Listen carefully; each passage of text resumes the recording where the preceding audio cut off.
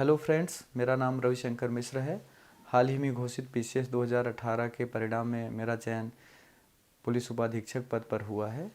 मैंने परीक्षा अपने सर्विस के दौरान साथ साथ की है। 2013 से मैं आरपीएफ में एज ए सब इंस्पेक्टर नौकरी भी कर रहा हूं और साथ ही मैं सिविल सर्विसेज की तैयारी में जुटा रहा हूं। तो आज दिल्ली नॉलेज ट्रैक प्लेटफार्म पर मैं आपको शेयर करूंगा कि कैसे मैंने सामंजस्य बैठाया कि नौकरी करते हुए भी पढ़ाई की जा सकती है। तो सबसे पहले स्टार्ट करते हैं दोस्तों प्रीलिम्स परीक्षा से, जो कि मेरे लिए तो बहुत दुरूह रही है और वास्तव में वो काफ़ी कठिन परीक्षा है। कुछ साथियों का तो प्रीलिम्स बड़ी आसानी से निकल जाता है, लेकिन बहुत लोगों को बहुत समय भी लग जाता है, मेहनत भी करनी पड़ती है। तो मेरा ये मानना है कि प्रीलिम्स परीक्षा के लिए जो भी स्टैंडर्ड बुक हैं, एनसीईआरटी हैं, और जैसे पॉलिटी के लिए लक्ष्मीकांत, स्पेक्ट्रम, हिस्ट्री के लिए ये सब चीज़ें तो पढ़ना ही है। साथ में जो ऑब्जर्वेशन है, क्योंकि आजकल यूपीएससी हो या यूपीपीसीएस हो, अप्लाइड पोर्शन पर ज़्यादा क्वेश्चन बन रहे हैं कि जो भी हमारा ज्ञान है उसका जो व्यवहारिक पक्ष है उस पर ध्यान देना है। तो हमें अपने आँख कान नाक मतलब आँख कान को खुला रखना है। उसको खुला रख के हम क्या क्या चीज़ें पकड़ सकते हैं, कहाँ पे पूरा ऑब्जर्वेशन रखना है, तभी इस परीक्षा को हम पास कर सकते हैं। इसके लिए जितना महत्वपूर्ण किताबें हैं उतना ही महत्वपूर्ण है कि हम समय समय पर टेस्ट सीरीज़ देते रहें। तो दोस्तों मैंने इसको ऐसे किया कि मैं जैसे मेरी जो सर्विस है वो राउंड ओ क्लॉक चलती रहती है कि कभी सुबह मॉर्निंग में जाना है, कभी दोपहर में जाना है, कभी नाइट में जाना है, तो काफ़ी डिफ़िकल्टीज इसमें आती रही हैं। तो मैंने ये किया कि जो भी टाइम मुझे मिल रहा है मैं फोकस करता था कि एक पॉलिटी की किताब उठा लिया तो इसको मैं एक वीक में ख़त्म करूँगा, फिर स्पेक्ट्रम को उठा लिया तो मैं इसको नेक्स्ट वीक उस वीक में ख़त्म कर दूँगा, एनसीईआरटी ज्योग्राफी की उठाया तो उसको एक वीक में ख़त्म करूँगा। उसमें से बहुत बार हो जाता था कि सारी चीज़ें नहीं समझ आ रही हैं सारी चीज़ें, लेकिन ये टारगेट रखता था कि नहीं इसको पहले ख़त्म कर देना एक बार, फिर इसको जब रिवीजन में आएंगे तो चीज़ों को समझ भी लेंगे। और साथ ही साथ क्या करना है कि जब एग्ज़ाम पास में आ जाए, सब लोग ऐसा करते हैं कि टेस्ट सीरीज़ जो मार्केट में अवेलेबल हैं उनको लेकर हम लगा लेते हैं 30-35 जितना भी है। फिर इस टेस्ट सीरीज़ में होता यह है कि कई बार हमारा स्कोर बहुत कम रह जाता है। मुझे यूपीएससी 2017 के पहले का मेरा याद आ रहा है कि लास्ट मैंने टेस्ट दिया एक ऑनलाइन रिपीटेड कोचिंग का और उसमें मेरे 34 मार्क्स आए, लेकिन बाद में जब एक्चुअल स्कोर देखा तो 100 मार्क्स आए। वो अलग बात है कि मैं वो प्रीलिम्स क्लियर नहीं कर सका, लेकिन जो टेस्ट सीरीज के स्कोर हैं वो उतने ही रहेंगे, कम ज़्यादा होंगे, बहुत अनिश्चित रहता है क्योंकि टेस्ट सीरीज अलग होता है, एक्चुअल एग्ज़ाम अलग होता है। एक्चुअल एग्ज़ाम में क्या चीज़ें होंगी, उस 2 घंटे में आपका माइंड सेट कैसे रहता है, कैसे आपको चीज़ें याद आती हैं, बहुत सारी चीज़ों पर निर्भर करता है।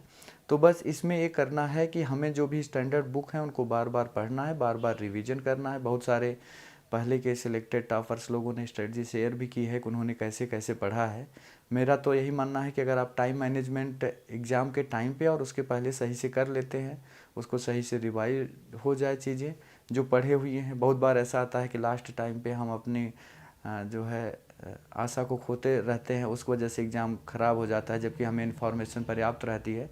तो अंत तक धैर्य बना के रखना है, क्योंकि कितना भी पढ़ लें हम, अंतिम में लगेगा कि हमने कम पढ़ा है और एग्ज़ाम के दिन ये लगता है कि बहुत सारी चीज़ें तो हमने ऐसा पढ़ा है जिसकी ज़रूरत भी नहीं थी। ये सबके साथ होता है और हमेशा ही होता रहेगा। तो इसमें ये करना है प्रीलिम्स परीक्षा में कि सारी किताबों को पढ़ के समय समय पर रिवीजन करते रहें। वो लोग जो स्पेशली काम के साथ पढ़ाई करना चाहते हैं, पार्ट टाइम जॉब कर रहे हैं या फुल टाइम जॉब कर रहे हैं, उनके लिए यही मेरा संदेश है कि आप इसको बहुत आसानी से कर सकते हैं। बस ये है कि डेडिकेशन होना चाहिए, हमेशा आप मोटिवेटेड रहिए और एक टारगेट बनाइए। किसी एक दिन पढ़ाई नहीं हुई तो परेशान नहीं होना है। ऐसा कई बार होता है कि एक हफ्ता भर हमारी पढ़ाई नहीं हुई, लेकिन उसको अगले हफ्ते में पूरा कर लेना है, दुरुस्त कर लेना है।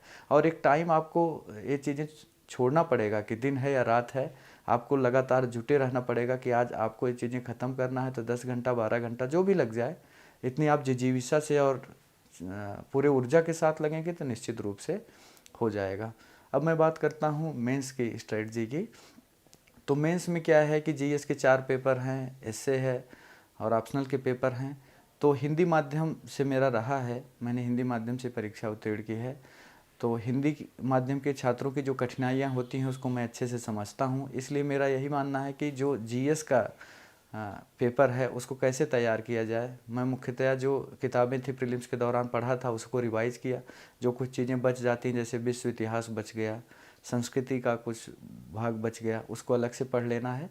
साथ में हमें ये भी करना है कि हम आंसर राइटिंग की प्रैक्टिस करते रहें। आंसर राइटिंग मैंने दोनों तरह से किया है, एक तो लिख के आंसर राइट किया है, दूसरा माइंड आंसर राइट या मेंटल आंसर राइटिंग जिसको बोलते हैं उसको मैंने किया है। कि कोई टॉपिक पे मैं सोचता रहता था कि इस पर अगर आ गया, जैसे गरीबी आ गया तो गरीबी के कितने प्रकार हैं, या गरीबी के संबंध में क्या रिपोर्ट हैं, या केंद्र राज्य संबंध पर कोई क्वेश्चन आ गया तो इस पर कि केंद्र राज्य के संबंध किस तरह के हो सकते हैं, विधायी, कार्यपालिका या फिर जैसे भी हैं, उसके क्या अनुच्छेद हैं, क्या उसके लिए कमीशंस बने हैं, उन्हीं की क्या रिपोर्टें रही। तो इसको हमें सोचना है, जो पूछा जा रहा है उसी को लिखना है। लेकिन हो सकता है बहुत बार कि जो पूछा गया है वो आपको आ ही नहीं रहा है। ऐसे समय में जबकि 20 सवाल लिखने हैं, हमें बहुत ही टाइम का शॉर्टेज रहता है, बहुत तेज़ी से लिखना रहता है। और बहुत सारे साथियों को मैंने सुना भी है, और बात सच है कि जो पूछा जाए वही लिखना है। जो आ रहा है आपको उसको डंप नहीं करना है। सारे टीचर से भी यही बताते हैं, सिलेक्टर से भी यही बताते हैं। इस मामले में मेरी राय थोड़ा सा अलग है कि जो आ रहा है आप तो उसी को लिख पाएंगे ना, जो नहीं, जो पूछा है उसको लिखना है, लेकिन जो आ रहा है उसी से उसको मैनेज करके उसी समय में लिख देना है कि क्वेश्चन का आंसर फॉर्मेट वही हो जो पूछ रहा है, लेकिन आपको जो आ रहा है उसको इस तरह से मैनेज कर दीजिए कि आपका काम भी हो जाए। क्योंकि हमें सब चीज़ें आती रहेंगी, परीक्षा हाल में ऐसा संभव नहीं हो पाता है। और हमको टेस्ट सीरीज़ से इसको दुरुस्त करना है। मेंटल आंसर राइटिंग करने से हमें ये होगा कि कम समय में हम सोच पाएंगे जल्दी से, और टेस्ट सीरीज़ करने से एक्चुअल में हमें रियल एग्ज़ाम में ये फ़ायदा होगा कि हमारी स्पीड भी बढ़ी रहेगी और हम सही से उसको ढंग से लिख पाएंगे। क्योंकि इस परीक्षा का जो सिलेक्शन का मुख्य चरण है वो मुख्य परीक्षा ही है। मुख्य परीक्षा में हम जितने अच्छे अंक पाएंगे हमारा फाइनल सिलेक्शन का चांसेज उतना बढ़ जाएगा।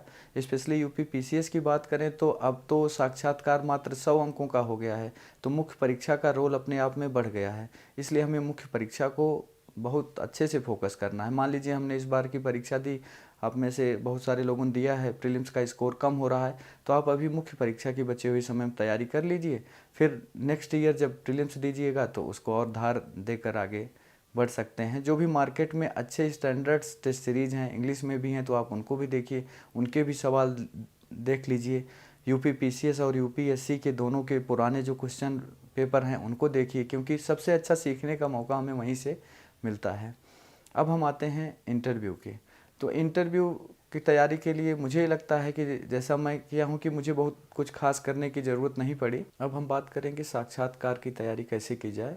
तो साक्षात्कार की तैयारी के लिए मैंने अपने एजुकेशनल बैकग्राउंड, बीए से लेकर पीएचडी तक जो रहा, उसके सब्जेक्ट और उसमें क्या टॉपिक्स पीएचडी में रहे, इन सब पर तैयारी की। साथ में अगर आप वर्किंग हैं, मैंने जैसे कि मैं वर्किंग हूँ, तो मैंने अपने उस प्रोफाइल को देख लिया, और वहाँ से सवाल भी आते हैं कि आप आरपीएफ में क्या कर रहे हैं, वहाँ क्या सुधार किया जा सकता है। ऐसे सवाल आते हैं, स्वाभाविक भी हैं। साथ ही आपके रुचि से संबंधित सवाल भी पूछे जा सकते हैं। यूपीएससी में ज़्यादा रुचि से संबंधित सवाल आते हैं, यूपी पीसीएस में ऐसे सवाल कम आते हैं, लेकिन फिर भी। और मैं दोनों इंटरव्यू दिया हूँ, तो दोनों इंटरव्यू में जो मुझे मुख्य अंतर देखने को मिला वो यही है कि यूपीएससी के इंटरव्यू में आपको गहन ज्ञान की ज़रूरत है, जबकि यूपी पीसीएस के इंटरव्यू में आपको फैक्ट भी पता होने चाहिए। बहुत सारे फैक्ट वो इतिहास से संबंधित पूछ लेते हैं, भूगोल से संबंधित पूछ लेते हैं। कई बार आपका ऑप्शनल नहीं है, तब भी जन सामान्य से जुड़े हुए गंभीरतम सवाल आपसे पूछे जा सकते हैं। तो इन सब चीज़ों के साथ ही मैं सबसे महत्वपूर्ण चीज़ है जो मैंने देखा है कि वर्किंग प्रोफेशनल्स के साथ जो समस्याएं आती हैं टाइम मैनेजमेंट की। तो हमें टाइम मैनेजमेंट में बहुत कुछ नहीं करना है, केवल ये ध्यान रखना है कि हमें छोटे छोटे टारगेट्स बनाने हैं कि इस महीने में हमें जीएस की किस किस पोर्शन को ख़त्म करना है। हमने एक डायरी में नोट कर लिया कि हमें 3 किताबें ख़त्म करनी है, तो 10-10 दिन में हमने उस किताब को बांट दिया। पहले 10 दिन में हमको उसको किसी तरह से ख़त्म कर देना है, उसको पूरा पढ़ लेना है अच्छे से, अगर हो सके तो उसका एक रिवीजन भी ले लेना है। और दूसरे 10 दिन में हमें दूसरी किताब, तीसरे 10 दिन में हमें, ऐसा करके ही हम कर सकते हैं। ऐसा करने से कि हम 8 घंटा पढ़ लेंगे प्रतिदिन, ऐसा संभव नहीं हो पाएगा, और इसकी कोई ज़रूरत भी नहीं है। जब आपका स्मार्ट तरीके से सही से काम करने से काम हो जाएगा तो क्या ज़रूरत है कि आप 8 घंटा रोज़ पढ़ें ही, ये तो संभव भी नहीं हो पाएगा। तो मैंने जो किया वो यही किया, और जब परीक्षा आ जाए कि 1 महीना परीक्षा बची हुई है, तब फिर जितना भी पढ़े हैं मेंस के पहले क्या करना है कि टेस्ट सीरीज़ पूरा जितना आपने दिया है उन सब के आंसर देख लीजिए। प्रीलिम से पहले भी यही करना है कि टेस्ट सीरीज़ जो है, जो इम्पोर्टेंट फैक्ट्स हैं जो भूल जाते हैं उनको रिवाइज़ कर लीजिए। हिंदी माध्यम के छात्रों के लिए मेरा एक विशेष संदेश है कि मुख्य परीक्षा में, क्योंकि अंग्रेजी माध्यम से कहीं ना कहीं हम लोग कई जगहों पर कमज़ोर हो जाते हैं और उसका कारण है कंटेंट से लेकर लिखने में फ़र्क आ जाता है। तो इसको कैसे ठीक किया जाए, कैसे दुरुस्त किया जाए, इसके लिए हमें ये करना होगा कि हम जो 20 सवाल पूछे जा रहे हैं जीएस में, उन 20 सवालों को पूरा लिखना है। तो उसके लिए हम diagram, pie chart, flow chart, map का यूज कर सकते हैं। उससे क्या होगा कि हमें कम शब्द भी लिखने पड़ेंगे। और कई बार लोग पूछते भी हैं और मैंने भी देखा कि पैराग्राफ में लिखना है या पॉइंट में लिखना है, ये सबसे बड़ा सवाल रहता है, यक्ष प्रश्न जैसा हो गया है। तो इसमें मैंने जो किया वो ये किया कि कुछ सवाल में पैराग्राफ में लिखा, कुछ को पॉइंट में लिखा। जिसमें इन्फॉर्मेशन ज़्यादा है उसको पॉइंट में लिख सकते हैं, जिसमें इन्फॉर्मेशन कम है उसको पैराग्राफ में लिख सकते हैं। साथ ही उस सवाल से संबंधित अगर कोई डाटा है आपके पास तो उसको ज़रूर डालिए, उससे बहुत बड़ा फ़र्क पड़ता है। एग्जामिनर को ये लगेगा कि इनको चीज़ें पता हैं, अच्छे से पता हैं। और अगर ऐसी कोई report, commission, NITI Aayog, SDG goals हैं, उनका उल्लेख करना ना भूलें। और हर पेपर वाइज मैंने क्या किया कि जीएस पेपर के सारे पेपर्स की एक एक कॉपी बनाया। ऐसा ही मैंने ऑप्शनल में किया, एसए के लिए भी किया कि उससे संबंधित जो अप्रोच है, जैसे जीएस पेपर 2 के लिए हमें संविधान से संबंधित, इंटरनेशनल संबंधित रिपोर्ट की ज़रूरत पड़ेगी, तो उसको 2-4 पन्नों में हमने लिख लिया। फिर उससे संबंधित सवाल आएंगे तो उनको भूमिका या कंक्लूजन में लिखना है। साथ में जो चीज़ें पूछ रही हैं, कोशिश यही करना है कि क्वेश्चन का जो जो पुछल्ले शब्द हैं उनको पकड़ के रखना है, को पूछ क्या रहा है, कि विश्लेषण करने को पूछ रहा है या वर्णन करने को पूछ रहा है या तथ्यात्मक सवाल है, आलोचनात्मक सवाल है, उसको पकड़ के रखना है। और कंक्लूजन में दिखाना है कि आपने पूरी कोशिश की है कि जो पूछा जा रहा है वही आप लिख रहे हैं, वही आप कर रहे हैं, आप उससे, आपका आंसर उससे अलग नहीं जा रहा है। तो अगर आप ऐसा करते हैं कि जैसा कि मैंने अपने इंग्लिश मीडियम के कई भी दोस्तों को देखा कि वो लोग स्मार्ट तरीके से आंसर लिखते हैं, तो उससे क्या हो जाता है कि 3 घंटे में आराम से मैनेज भी कर लेते हैं और उनका आंसर भी अच्छा हो जाता है। तो हमें भी ऐसा करना होगा कि उन 3 घंटों में हम 20 सवाल को कैसे करें। बहुत बार ये होता है कि हमें कुछ सवाल, और बहुत बार क्या हमेशा ही यही होगा कि हमें कुछ सवाल आ रहे हैं बहुत अच्छे से, कुछ मध्यम आ रहे हैं, कुछ नहीं आ रहे हैं। तो हमें ऐसा ही मैनेज करना है जो मैंने किया कि सबसे पहले वो सवाल जो अच्छे से आ रहे हैं उनको कर लीजिए, जो कम आ रहे हैं फिर उनको कर लीजिए, जो एकदम से नहीं आ रहे हैं अगर उनके आसपास भी हमें कुछ चीज़ें पता हैं तो उनको लिख देना है, उनको खाली नहीं छोड़ना है। क्योंकि अगर हम उससे संबंधित कुछ फैक्ट लिखेंगे तो कुछ ना कुछ अंक अवश्य मिलेंगे। अगर हम हर सवाल में 1 नंबर, आधा नंबर भी बढ़ा पाएँ तो निश्चित रूप से वो वही हमारी सफलता का मार्ग प्रशस्त करेगा। इसलिए हमें जुट जाना है, अच्छे से करना है, साथ में स्मार्ट तरीके से करना है। स्मार्ट आंसर राइटिंग प्रैक्टिस भी करनी है कि हम अगर लिख के प्रैक्टिस नहीं कर पा रहे हैं तो मेंटल आंसर राइटिंग कर सकते हैं। वर्किंग प्रोफेशनल्स के लिए स्पेशली कि आप जा रहे हैं, रास्ते में हैं, आप मन में सोचते रहिए कि सवाल आ जाएगा तो हम इसका कैसे फॉर्मेट बनाएंगे, कैसे लिख लेंगे। तो ये चीज़ें निश्चित रूप से एग्जामिनेशन हॉल में कोई भी आदमी हो, कोई भी परीक्षार्थी हो, सबको सोचना पड़ता है। कुछ लोग सेकंड में सोच लेते हैं, कुछ को सोचने में मिनट लग जाएगा, तो आप आराम से उसको सोच के लिख सकते हैं। निबंध के लिए भी प्रश्न होता है कि हमें कैसा लिखना चाहिए, कैसा करना चाहिए। यूपी पीसीएस में तो इसके लिए सिलेबस में ही 3 भागों में विभाजित किया गया है। तो हम ये कर सकते हैं कि तीनों भाग से संबंधित कुछ चुनिंदा विषय को चुन लें और उससे संबंधित डाटा को इकट्ठा कर लें और उस पर हम कुछ निबंध लिख कर देख लें और किसी अपने दोस्त से या किसी टीचर से चेक करा लें, तो हमें पता चल जाएगा कि हम कैसा कर पा रहे हैं, कितना सही जा रहे हैं, सही दिशा में जा रहे हैं कि नहीं जा रहे हैं।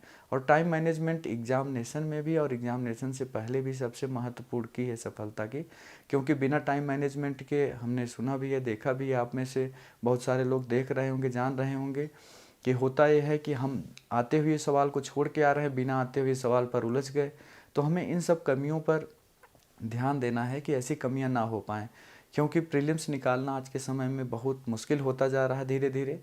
कुछ लोगों के लिए तो प्रीलिम्स निकालना उतना कठिन भले ना रहा हो, लेकिन प्रीलिम्स निकालना मुश्किल होता जाएगा। आगे आने वाले समय में कंपटीशन जैसे बढ़ता जाएगा, होता जाएगा, तो हमें ये करना है कि अगर हम एक ही मेंस देने को मिले तो उसी मेंस में हमें फाइनल सिलेक्शन ले लेना है। और इसके लिए हमें यही करना होगा कि आंसर राइटिंग पर फोकस करें। और इसके लिए मैं, अगर और भी लोग चाहेंगे, आप लोग चाहेंगे और कहेंगे तो विस्तृत स्ट्रेटजी के साथ फिर उपस्थित होऊंगा। धन्यवाद।